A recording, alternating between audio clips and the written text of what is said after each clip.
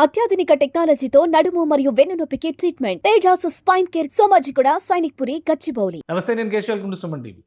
అమెరికాలో ఇక అన్ని అంశాలపైన టారిఫ్ల బాధలు పూర్తయింది. సినిమాలపైన ట్రంప్ సర్కార్ ఫోకస్ పెట్టింది. సినిమాలపైన 100% ట్యాక్స్, విదేశీ సినిమాలపైన 100% ట్యాక్స్ ఉంటుందంటున్నారు. దీని ప్రభావం మన సినిమాలపైన ఎలా పడేటువంటి అవకాశం ఉంది? దీనిపైన బిజినెస్ అనలిస్ట్ ప్రశాంత్ గారు మనతో అనలైజ్ చేయడానికి రెడీగా ఉన్నారు. ప్రశాంత్ గారు నమస్తే. నమస్తే కేశవ్ గారు.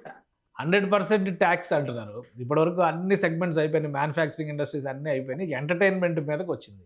ఏంటి భారతీయ సినిమాలని కట్టడి చేసేటువంటి ఆలోచన చేస్తుందా ట్రంప్ ప్రభుత్వం? ఈ 100% అనేటువంటి నిర్ణయం ఎందుకు వచ్చింది? మేక్ అమెరికా గ్రేట్ అగైన్ అనే నినాదంతో భారతదేశం భారతీయ మన సంతతి చెందిన ప్రజల మద్దతుతో భారతీయులందరూ కూడా ఎంతో ఉత్సాహంగా ఉల్లాసంగా అబ్కి బార్ ట్రంప్ కి సర్కార్ అన్నట్టు ఎంతో ఆనందదాయకంతో ప్రీతిప్రాయంగా ఎన్నుకున్న ట్రంప్ మనకు వార్తలు పెడుతూనే ఉన్నాడండి. ఏప్రిల్ 1తో మొదలుపెట్టి ప్రత్యేకించి భారతదేశం మీద చాలా ఇంపాక్ట్ పడింది. దాదాపు ప్రతి వస్తువు ఈరోజు అమెరికాకి భారత్ నుంచి ఎక్స్పోర్ట్ అవుతున్న ప్రతి వస్తువు 50% అదనంగా టారిఫ్ ఆల్రెడీ పెట్టేశారు. అన్ని సెగ్మెంట్లని వదిలిపెట్టలేదు. రీసెంట్లీ మనము చూసాము, ఫార్మా ఇండస్ట్రీ మీద కూడా 100% ట్యాక్స్ వేయడం జరిగింది. సో వీటన్నిటి ఇంపాక్ట్ ఖచ్చితంగా ఉంటుంది. బట్ ఒక సెగ్మెంట్ వైపు మనం కూడా ఆలోచించిన ఒక సెగ్మెంట్ ని చూశారు. ఎందుకంటే చాలా మంది ఇండియన్స్ కి తెలియదు, కేవలం ఇండియన్ మూవీస్ అక్కడ ఎంటర్టైన్మెంట్ సెగ్మెంట్ లో దాదాపుగా last year to one year లోనే 100 మిలియన్ అబౌవ్ మనకు టర్న్ ఓవర్ వచ్చిన సందర్భం ఉందండి. సో అమెరికాలో ఇంత పెద్ద ఇన్కమ్ సోర్స్ ని ట్రంప్ వదిలిపెడతాడని మనం అందరం కూడా ఆశించడం తప్పే. సో అది ఒక కారణము. ప్లస్ దాదాపు ఈ రోజు మీకు తెలిసే ఉంది, హాలీవుడ్ ఎంత పెద్ద మార్కెట్ అంటే ప్రపంచవ్యాప్తంగా వారి బడ్జెట్ తో సమానంగా కానీ వారి ఇంపాక్ట్ కానీ ఎవరు దగ్గరికి రారు. అటువంటి హాలీవుడ్ నిర్మాణం ఉన్న అమెరికాలో దాదాపుగా 7% ఇండియన్ మూవీస్ షేర్ వచ్చేసింది. అంటే ఇక వాటి ఇంపాక్ట్ ఎంత ఉందో మీరు చూడొచ్చు. అందులోనూ దాంట్లో టాప్ 4 తీసుకుంటే ఫస్ట్ మన తెలుగే ఉందండి.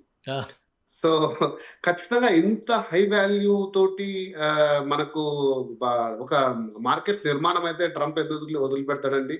ఏ సెగ్మెంట్ వదిలిపెట్టండి ట్రంప్ చూపు కూడా మనము దాదాపుగా ఈ లాస్ట్ 1-2 years లో మీరు చూస్తే భారీ చిత్రాలు వచ్చేసాయి.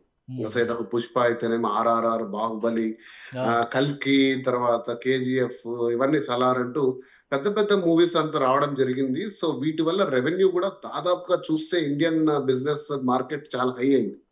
సో వాటిని ఎందుకు వదిలిపెట్టాలని చెప్పేసి ట్రంప్ వాటి వైపు కూడా ఫోకస్ చేశాడు. బట్ ఇది ఇంపాక్ట్ చాలా ఉంటుంది. ఏడాదికి భారతీయ భాషల సినిమాలే 1000 వరకు ఆడతారని ఒక ఫోర్బ్స్ రిపోర్ట్ చెప్తుందంట. 100% కెనడాలో, అమెరికాలో కలిపి అంత బిజినెస్. అంటే నంబర్ ఆఫ్ మూవీస్ జనరల్ ఏంటంటే ఒక కమ్యూనిటీస్ పరంగా తెలుగు వాళ్ళు ఎక్కడ ఉంటే అక్కడ తెలుగు సినిమాలు, బెంగాలీస్ ఎక్కడ ఉంటే అక్కడ బెంగాలీ సినిమా, ఇట్లా ఆడడం సహజంగా కనిపించవచ్చు. కానీ ఈ స్థాయిలో మార్కెట్ అంటే డబ్బు ఉండేటువంటి పొటెన్షియాలిటీ ఉన్న ఇండస్ట్రీగా చూడొచ్చా మనం అక్కడ? ఎందుకంటే ఉత్పాదకమైనటువంటి వస్తువులపైనే 50% ట్యాక్స్ అన్నారు, కానీ సినిమా మీద ఏకంగా 100% ట్యాక్స్ అంటున్నారు. సో ఇది వినోదం మరింత భారం అయ్యేటువంటి అవకాశం ఉంటుందా అమెరికన్స్కి?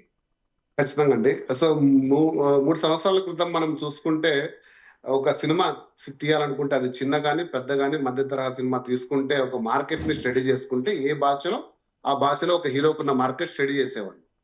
ఒక 3 సంవత్సరాలుగా దాని గోడల నుంచి ఎరిగిపోయి పాన్ ఇండియా అంటూ వచ్చేసింది మూవీస్. పాన్ ఇండియా ఈ రోజు అతి త్వరలో అది కాస్త గ్లోబల్ సినిమాగా మారిపోయింది. అంటే ప్రతి సినిమాకి మార్కెట్ అంచనా వేసుకుంటున్నారు. సో సినిమా నిర్మాణం మొదలు పెట్టేప్పుడే దీని మార్కెట్ అంచనా వేసుకుంటే ఖచ్చితంగా US మార్కెట్ ని ప్రధానంగా అంచనా వేసుకుని సినిమాలు తీస్తున్నారు. సో వాటికి ఉదాహరణ మనం తీసుకుంటే రీసెంట్ గా రిలీజ్ అయిన ఓజీ ప్రీ రిలీజ్ బిజినెస్, అంటే టికెట్ ముందే ఖరీదై గ్యారంటీగా ప్రేక్షకుడు చూస్తాడు అన్న బిజినెస్ $3 billion కి చేరిందండి. సో ఒక 1 million వస్తే ఒక 1 year 2 year బ్యాక్ ఒక చాలా పెద్ద సక్సెస్ అనుకునే స్టేజ్ నుంచి ప్రీ రిలీజ్ 3 million. ఒక మీరు చూస్తే బాహుబలి 2, పుష్ప, ఇవన్నీ 25 million ఒక్క చిత్రం సాధించిందంటే ఇది అమెరికాలో పెద్ద పెద్ద నిర్మాణ సంస్థలకు ధీటుగా పోతుంది ఈ మార్కెట్. కాబట్టి ఖచ్చితంగా వీళ్ళు ఏదైతే ప్రొడక్షన్ లో అంచనా వేసుకుని ముందుకెళ్తున్నారో, ఒక 5 కోట్లు పెట్టి మార్కెట్ మనం పెట్టామంటే ఒక 5 కోట్లు, ఫర్ ఎగ్జాంపుల్ కాంతార మూవీ రాబోతుంది, ఒక 5 కోట్లు రావాలి అని మనము అక్కడ ఉండే బయర్స్ ఎవరైతే తీసుకున్నారో వాళ్ళు ఈరోజు అది 10 కోట్లు అవుతుంది. సో దాని ప్రకారంగా ఒక $20 ఉన్న టికెట్ $40 అవుతుంది. ఖచ్చితంగా ఒక 50% ఆడియన్స్ ఖచ్చితంగా దీని ఇంపాక్ట్ అయ్యి ఏముంది 30 days లో ఓటీటీలో వస్తుంది కదా. ఇంకోటి ఉందండి, మీరు కాన్సెప్ట్ చూడట్లేదు. మనం 2 సార్లు పే చేస్తున్నాం. మీరు కానీ నేను కానీ టికెట్కి వెళ్ళి 150 350 కట్టి ఒక పాప్కార్న్ తీసుకొని మళ్ళీ ఒక 600 నెట్ఫ్లిక్స్ కట్టి మళ్ళీ సినిమా నెట్ఫ్లిక్స్ లో కూడా చూస్తున్నాం. సో ఈ 2 ఇన్కమ్ కూడా ప్రొడ్యూసర్ బెనిఫిట్ అవుతున్నాడు, అంటే క్రూ.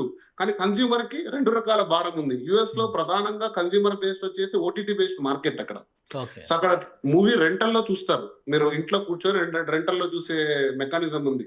సో కాబట్టి ఈ నిర్ణయం ఏదైతే ట్రంప్ అయితే ఆయన దారిలో వెళ్తున్నాడు, ప్రత్యేకంగా దారి ఏమి శైలి ఏం మార్చలేదు. కానీ ఇంపాక్ట్ అయితే ఖచ్చితంగా నెక్స్ట్ రాబో ఒక 5-6 పెద్ద సినిమాలు ఏదైతే ఆల్రెడీ యుఎస్ స్కోప్ ని బడ్జెట్ చేసుకున్నారో వాటి మీద పడే ప్రభావం ఉంది. కానీ ఇప్పుడు చాలా మంది ప్రొడ్యూసర్స్, అక్కడ ఉండేటువంటి డిస్ట్రిబ్యూటర్స్, ఇప్పుడు మనం తెలుగులో కూడా చూసాం, తెలుగు నుంచి బాలీవుడ్ లో డిస్ట్రిబ్యూషన్ చేయాలంటే కరణ్ జోహర్ లాంటి వాళ్ళు కూడా ఇన్వాల్వ్ అవుతున్నారు. అలానే తమిళ్ మార్కెట్లో చేయాలంటే అక్కడ ఉండేటువంటి పెద్ద ప్రొడక్షన్ హౌసెస్, ఇటు కర్ణాటకలో చేయాలంటే ఇవన్నీ కూడా ఒక అండర్స్టాండింగ్తో ఇప్పటివరకు పనిచేస్తున్నాయి. అమెరికా కెనడాలో కూడా అలాగే కలిసి పనిచేసినాయి. ఈ అండర్స్టాండింగ్ మొత్తం ఇప్పుడు ఈ నిర్ణయంతో దెబ్బతినేటువంటి పరిస్థితి ఉంటుందా? చాలామంది ఇంకోటి ప్రొడ్యూసర్స్ అమెరికా నుంచి కూడా వచ్చారు, చాలామంది ఎన్ఆర్ఐస్ సినిమా ఇండస్ట్రీలో ఇక్కడికి వచ్చి పెట్టుబడులు పెట్టడం, ఈ సినిమాలు మళ్ళీ అక్కడ రిలీజ్ చేయడం. సో ఇది మొత్తం ఎఫెక్ట్ అయ్యేటువంటి అవకాశం ఉందా ఈ 100% టారిఫ్తో? డెఫినెట్ గా ఎక్కడైతే when there is a big money, big players will be there. So మనం ఆల్రెడీ చూసాము.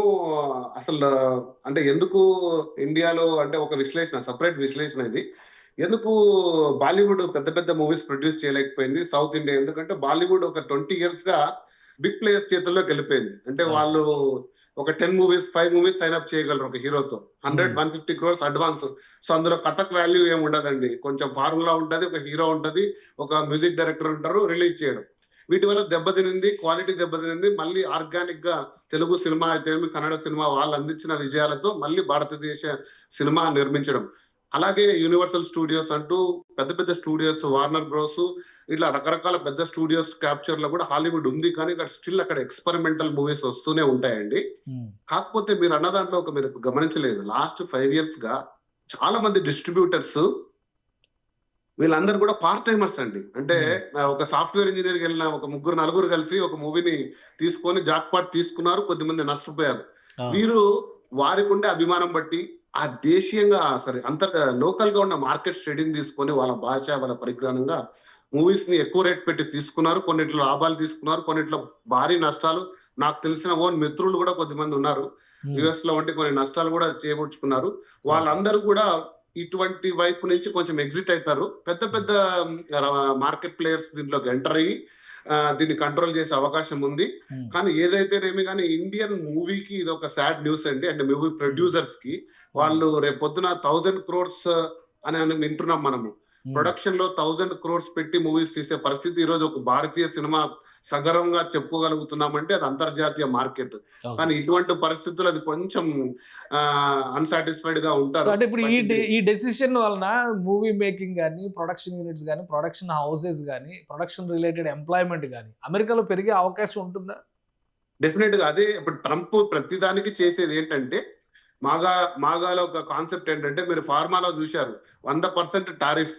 మీరు ఖచ్చితంగా బ్రాండెడ్ ప్రోడక్ట్ ఇక్కడ ఉండే పేటెంట్ ను వాడుకొని మీరు దాన్ని తీసుకొని బ్రాండ్ చేసి పంపిస్తున్నారంటే 100%, లేదా మీరు ఇక్కడ దానికి సంబంధించిన R&D కానీ దానికి సంబంధించిన సెగ్మెంట్ అమెరికాలో మీరు ఏమైనా పెట్టుకుంటే దాని మీద మనకు రిడక్షన్ ఉంటుంది. అలాగనే ఇండియన్ మూవీస్ కూడా అక్కడ వెళ్ళి ఏమన్నా ప్రొడక్షన్ హౌసెస్ లో భాగం తీసుకోనో అమెరికా ఎంప్లాయీస్ కి లాభం చేకూర్చే వ్యవహారం ఉంటే ఖచ్చితంగా కన్సిడర్ చేసే అవకాశం ఉంటుందని అనుకుంటున్నాను.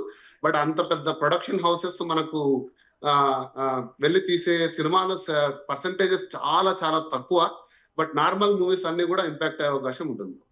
రైట్ సార్, థ్యాంక్ యూ విశ్లేషణ అందించినందుకు. ఇది అమెరికాలో ప్రభుత్వం తీసుకున్నటువంటి నిర్ణయం, 100% ఫారిన్ మూవీస్ పైన సుంకాలు విధించాలనేటువంటి నిర్ణయం భారతీయ సినిమాకి ఖచ్చితంగా ఒక దుర్వార్తగానే చూడాల్సి ఉంటుందని ప్రశాంత్ గారు చెప్తున్నారు. ఇక ఇక్కడ ప్రొడక్షన్ ప్లస్ డిస్ట్రిబ్యూషన్, అలానే సినిమా టెక్నీషియన్స్కి సంబంధించినటువంటి రంగాల్లో సమూలమైన మార్పులు రావడానికి కూడా అవకాశం ఉంటుందని ఆయన విశ్లేషిస్తున్నారు. ఇది స్పెషల్ డిస్కషన్. Keep watching.